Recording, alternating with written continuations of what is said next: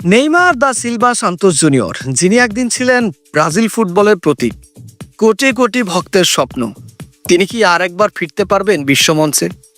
তো দর্শক, আজকের এই ভিডিওতে আমরা জানবো নেইমারকে নিয়ে কার্লো আনচেলত্তির বিশেষ বার্তা।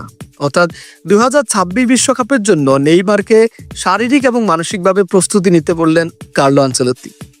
অর্থাৎ 2026 বিশ্বকাপ পরিকল্পনায় নেইমারের গুরুত্ব, আর এখনো কিভাবে নেইমার হয়ে উঠতে পারেন ব্রাজিলের তুরুপের তাস, সবকিছু নিয়েই থাকছে আজকের এই ভিডিও। তো চলুন শুরু করা যাক। ব্রাজিল জাতীয় দল এখন নতুন রূপে, নতুন কোচ কার্লো আনচেলত্তি আসায় একদম ব্রাজিলের যে শৈল্পিক ফুটবল, ব্রাজিলের যেই নান্দনিক ফুটবল, সেটা আবার ফিরে এসেছে।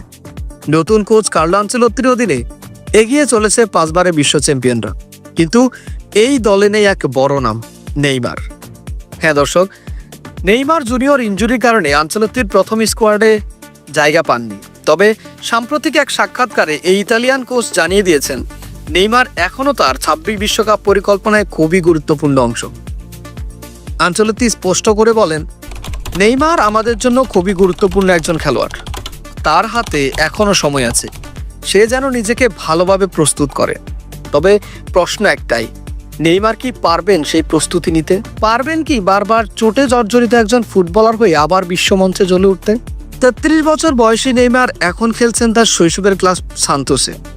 সম্প্রতি চুক্তি নবায়ন করেছেন বছরের শেষ পর্যন্ত, কিন্তু এখনো পুরোপুরি ফিট নন। গত 5 মাসে মাঠে নামতে পেরেছেন মাত্র 12 বার, আর গোল করেছেন মাত্র 3টি। ব্রাজিল দলে না থাকলেও জাতীয় দলের ইতিহাসে সবচেয়ে বেশি গোল করা খেলোয়াড় তিনি, 79 গোল করেছেন। তাই আনচেলত্তির মতো কোচও তাকে বাদ দিতে চান না, কিন্তু শর্ত একটাই, নেইমার নিজেকে শারীরিক এবং মানসিকভাবে পুরোপুরি প্রস্তুত করতে হবে এখন থেকেই। এদিকে নেইমারবিহীন ব্রাজিলও থেমে নেই। প্যারাগুয়েকে হারিয়ে 2026 বিশ্বকাপের বাছাই পর্ব উতরে গেছে দলটি। নতুন তরুণদের নিয়ে আনচেলত্তি গড়ে তুলেছেন একটি পরিণত দল। তবে বড় মঞ্চে, বড় ম্যাচে অভিজ্ঞতার প্রয়োজন হয়, আর নেইমারের মতো খেলোয়াড় তখনই হয়ে ওঠেন দলের সবচাইতে বড় অস্ত্র। তো দর্শক, নেইমারের হাতে এখনো পর্যাপ্ত পরিমাণ সময় আছে, কিন্তু সময়টা আর নষ্ট করার মতো নয়। এখনই যদি নিজেকে তৈরি করতে না পারেন, তাহলে হয়তো আর কখনোই জাতীয় দলের জার্সিতে দেখা যাবে না তাকে।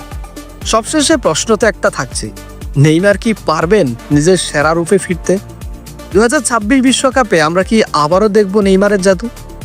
তো দর্শক, আপনি কি মনে করেন, নেইমার কি কামব্যাক করতে পারবে? সেটা অবশ্যই কমেন্টে জানিয়ে দিন। আর দর্শক, আজকের ভিডিও এ পর্যন্ত। ভিডিও ভালো লাগলে লাইক দিন, শেয়ার করেন, আর চাইলে সাবস্ক্রাইব করতে পারেন স্পোর্টস রিলেটেড পরবর্তী ভিডিও সবার আগে পেতে। ধন্যবাদ।